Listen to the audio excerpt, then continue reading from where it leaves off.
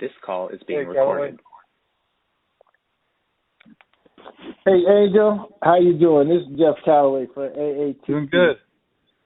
And just calling to get an interview for AATQ Media. And how's everything going for you today? Everything's going good, man. How you doing? I'm doing okay. You know, I was just calling to let people know what it is that you're doing and to get an update on you as being a nutritionist and a therapist. What is it that you do exactly? You know, essentially, I'm I guess more of a golf performance coach. So, in a nutshell, I basically have questionnaires that I have, and I have my clients fill them out. And essentially, it's more of a multidisciplinary system where I basically take intake of, you know, their nutrition, their sleep cycles, also their movements, you know, their exercise, you know, those things that they do. And essentially I create a system or a program around them to just get them to perform better. So a lot of times too, I'm also neuromuscular therapist and a massage therapist. So for example, when I do my body assessments, if I see somebody that has a restriction maybe in their hips or their upper back, I can use my manual therapy skills as a therapist to basically release those areas. And then also from the assessments, I'm basically able to give them specific stretches or exercises for them to work on to get their body back in balance. You know, especially as you know, Callaway, a lot of times when we play golf, we basically use one side of the body more than the other side, and also use some muscles more than others. So essentially, the more balanced that your body is, a lot of times it's just going to feel a little better, and it's going to allow you it's just going to reduce a lot of wear and tear over the years, you know. So, so essentially, go ahead. Yeah, I was just going to ask you, who are some of the clients that you're working with recently and right now? I know that you're at Stanford University. Tell us a little bit about that. Yeah, so I'm the head performance coach down at a country club called Cordoval. That's located in San Martin, California. And essentially there is, we do have an academy, the John Horner Academy.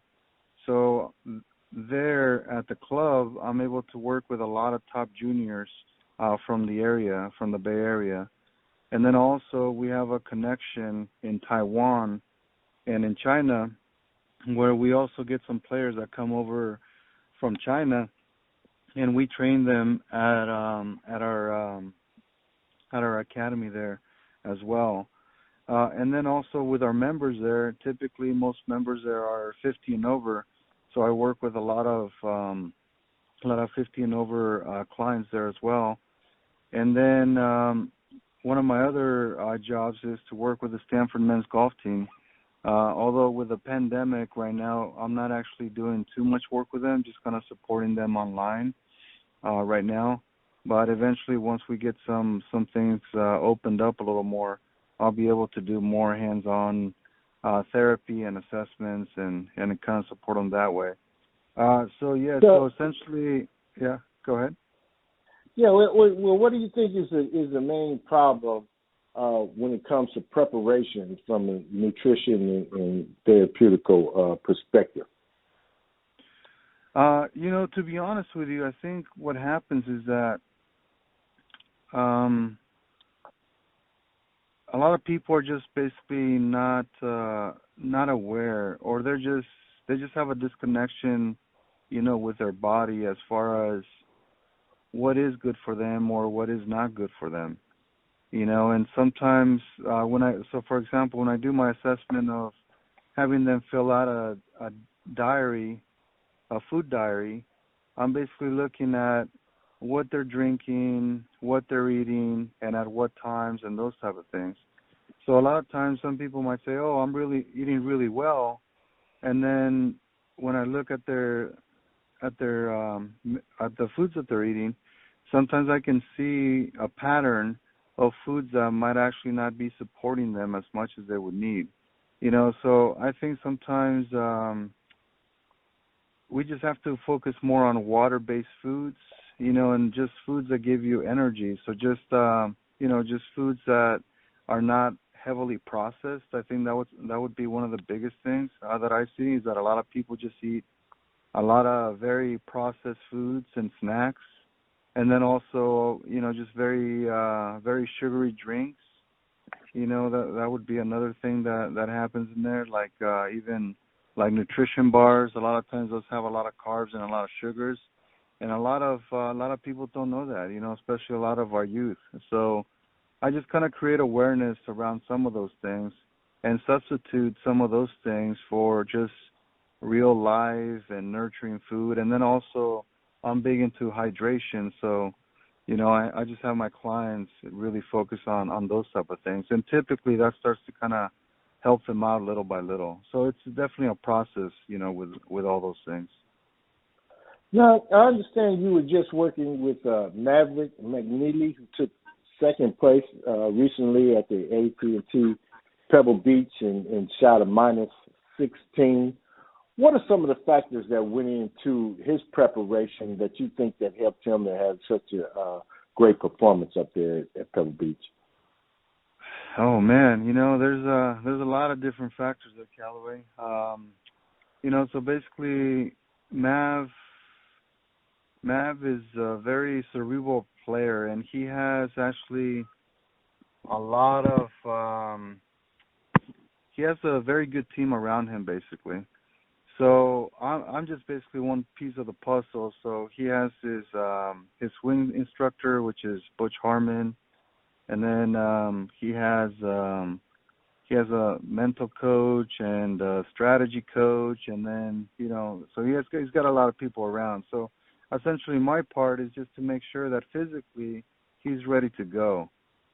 So basically, when I'm on tour and I'm traveling with somebody like that, I'm basically working a lot on soft tissue work or like sports massage therapy, but very specific to him and his body.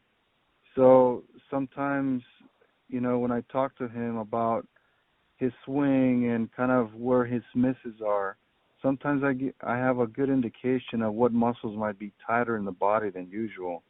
So then I can just focus on that with doing the manual therapy to release some of those tight areas, and just gives him the range of motion that he needs so he doesn't feel quite so tight, which sometimes that tightness has a tendency to lead into aches and pains or discomforts.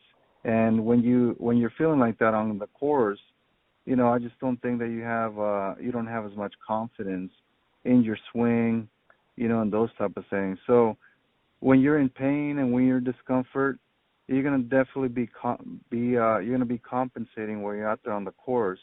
So the better that you feel just with your body, with your mind, with your swing, it's definitely going to help long term, and it's going to bring some success. So I think, it's definitely a team effort, but, what I bring to the table is just making sure he's there just physically, and that his body's okay, and it's, he's ready to go. And what specific factor, all that taken into account, what specific factor or how do you measure how certain changes improve on a score? In other words, how do you know what's missing and say, I think this would actually help to improve your score? Is there anything specific that you can tell us about? Yeah, again, it's kind of like, it's just basically fine-tuning, understanding where the player is, with just basically all of those things, like their nutrition, their hydration, their movement patterns, all those different things. So I think all those things are the things that create the foundation. So basically when you're able to assess all those things and then from there basically create a system where you basically slowly improve, some of those things where there might be lacking, then I think that's when the scores start to shift a little bit. That's just from my perspective. Obviously, too, if the player's working with a sports psychologist, that's going to definitely make a different shift as well, and it's going to help. And then also if, they're working with a good swing coach as well, that's also going to be part of the equation. So I'm thinking, to be honest with you, just from experience, that there is just one thing, but I think it's a lot of small things that contribute to a bigger piece of the puzzle. So a lot of times, especially with juniors, I work with a lot of top juniors and also, with a lot of college golfers, not only from Stanford, but also from other colleges. And one of the things that I see is that a lot of times what happens is that they just don't take in consideration a lot of those other small variables like sleep cycles or nutrition or making sure that they do their mobility work or their warm-up routines before they actually even go and play or after they go and play. So I think that's very critical just for us to create that message and, create that with our youth. Because if we don't look at those baseline variables, a lot of times it's going to be tough for them. A lot of times, they just think that they need to go out there and practice and spend all this time hitting all these different shots and all those different things, but, yet their body might not feel in their best. They might feel very tired, or they might feel, in discomfort, or, they might not have the mental focus, and those type of things. So when you combine feeling good, thinking good, and all those different things, and then, practicing to the things that you really need to work on, I think that's when you're going to basically start getting a good shift and getting good scores and, those type of things. So I think that's definitely a natural process, that you want to kind of focus on as you go on, getting that foundation, and then from there, creating a system where you just kind of keep growing, and just having that growth mindset. Yeah, now I'm one who believes that the nerves play a high percentage in determining a good round and a bad round. What do you present to players that may have nervous problems, or what do you do to help to settle the nerves on a professional level, and for those that are just amateurs and just playing for trying to shoot the scores and have nervous conditions? Definitely. Definitely golf is a very cerebral sport, and it takes a lot of mental fortitude. A lot of you just definitely basically have to handle that stress under pressure. And sometimes I think golf is such a great sport because it's actually a reflection of life in many ways. So a lot of times when there is those type of things, you get nervous over a shot and those type of things. I think one of the best ways to take that away is basically by putting yourself in those uncomfortable spots and just kind of keep building on it, just being aware of it. But there is certain techniques as well that do help with that. For example, again, how we talked about all those other things like nutrition, hydration, stretching, all those different things help to kind of get you in a better mindset long term as well. But there is also like breath work, like meditation, like doing diaphragmatic breathing, like doing there's a certain type of breathing exercise as well from the Wim Hof method, which I've done a few certifications from. So there is certain ways that you can build that, over time, so that when you do feel a little bit of that stress, basically when you're playing, so you don't let it get to a point where it actually affects you in a negative way. Because there's a lot of players that do play with stress and nerves, but a lot of times they actually play at their best when they're in that way. But then there's others that don't play as well, especially with high handicappers or a lot of amateurs, they basically kind of go in the other way where they don't play that great. But also with a lot of my players on the PGA Tour and LPGA and other mini tours, especially at the highest level, I actually have a few doctors that I work with. And what these doctors do is they basically do blood analysis. So then with these blood analysis, they're basically able to look at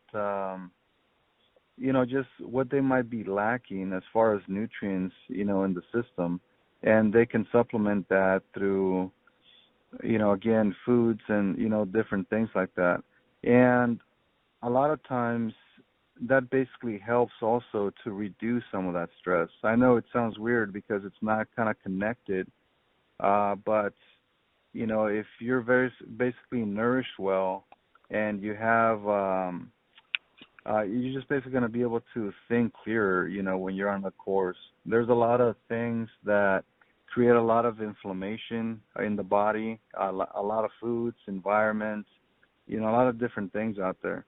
So the better that your body can feel, you're just basically going to have a better mindset, as well when you're out there. So you're going to be, and through that, you're going to basically be able to reduce a lot of the stress, that you feel over there, when you're playing certain shots and whatnot. So yeah, so there's a lot of different ways that you can work it, but I think the biggest thing is just basically understanding yourself, understanding, when you feel stressed, how you feel stressed, and then just basically creating a system where you kind of try and get better and better in those type of situations, as you go on in the amateur level and as well as the pro level. Now, do you have a system that determines when the nerves are coming into play? For players out there, how does a player know that, okay, this is my nerves?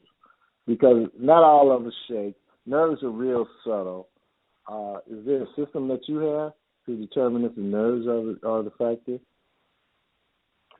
Yeah, you know what? To be honest with you, I think it's very individualized. I think there's a tendency for some of us to just be a little bit nervous than others, and I think it's very individualized. So no, to be honest with you, I don't have a system particularly, but basically one of the things that I do is that I'm out there with my players, so if I'm working with one of our members, at Cordoval, or we have one of our guests that flies in for the week and it's going to work with our academy or whatnot, if they're basically, if we're basically working with them for a weekend or a week, or we're going to be part of their system, or I'm going to be working with them for a while, or even with my Stanford guys, when they're in tournaments, I travel with them to some of the tournaments as well, especially our local ones. We host one here at Stanford, and then we have a few at Paso Tiempo and, up in San Francisco and whatnot. So I actually go to those tournaments, and I spend time following the guys around. And then you'll basically pick up on some of those things, but again, it's just very individualized. And then once I pick up on certain things like that, then I talk to them about, okay, when you were there on the 18th hole, did you feel anything, I saw you kind of hit this not great shot and it went in the water or whatever it was. It's like, how did you feel there? Did you, obviously I know that they felt pressure, but I'm just curious about what it was that they felt and, how they felt that in their bodies, which basically I saw it as hitting it in the water. So a lot of times I know that they didn't hit a good shot, but a lot of times I know that the nerves are there. So I think it's just individual. I think you definitely have to spend some time out, and be out there with a player and just kind of see how they kind of maneuver themselves around the course, and that's going to give you a lot more insight than anything will, to be honest with you. That's just from experience over the years. I know one of our Stanford kids many years ago, he was playing in a tournament. He's now playing on the Korn Ferry Tour. So this was when he was a junior at Stanford, we basically were in Palm Springs, and he was playing a tournament down there. And I remember the final day, he was paired up with a couple of guys from Oklahoma State and LSU. And these two guys were some of the top guys in the nation, you know, and our guy from Stanford, he you know, he was just out there. And he got very nervous, you know. And that final day, I think he shot like, I don't know, +4 or something. And then the next year, he was basically paired up with similar guys, you know, and I think LSU was one of those teams, and then somebody else on another team, but they were both really good players. And he ended up actually like shooting 3 under that day, you know. So what was the difference between having pressure that last year and then having pressure, you know, his final senior year and winning that tournament, you know? So it's just basically things that you have to put yourself in. And, you know, and when you feel the nerves, just basically understanding that it's a normal thing and then just using it to your advantage, you know, a lot of times. Because I think a lot of people, even on the amateurs and PGA Tour, everybody gets nervous. It's just how you're able to transfer that energy, you know. Right, and how you're able to handle it. Exactly. Then the last question, I know you joined the AATQ team that is helping to get more African Americans and more minorities on the tour. Tell us, what do you bring to that team as our final question? What is the process that you go through in helping to assess the needs of a player who joins with the AATQ? Yeah, you know, that's a great question. You know, and I think the thing that I bring is just basically experience. You know, I've worked in a lot of different levels, all the way from, you know, working with top juniors, you know, to top college players, all the way up to, you know, the pro and all different tours basically, you know, especially LPGA and PGA tours. And, you know, I think one of the biggest things is just bringing the experience and understanding that I'm basically creating a system around that player and just trying to get them to that next level of performance. You know, so I think again, you know, I'm just a piece of the puzzle, and in my work, it's just basically just looking at where they're at right now currently and just trying to make them better through some of those things like nutrition, sleep cycles, and movement, you know, exercise. And then, you know, we have Sharif that deals with the mental, you know, and then yourself, you know, that helps with player strategy, you know, as well, and development. So, yeah, so it's, you know, again, I'm just part of the team, and I'm able to take those individuals through a process of assessment and evaluation, essentially just to gain some awareness of what's going on. That's all that is. You know, we're just basically creating awareness together, and then once we create that awareness, if there's a deficiency in certain areas, then we just basically create systems to get them better in that, and then over time they just get better and better, and then, you know, hopefully that's a goal, to get them into, you know, the PGA Tour and, you know, hopefully get some wins and kind of keep going in that route. All right. Well, thank you for your time, Angel. Really appreciate it. And I look forward to working with you. Oh, sounds good, Callaway. Appreciate the call. Okay. Have a good one. You too. Take care. Take care.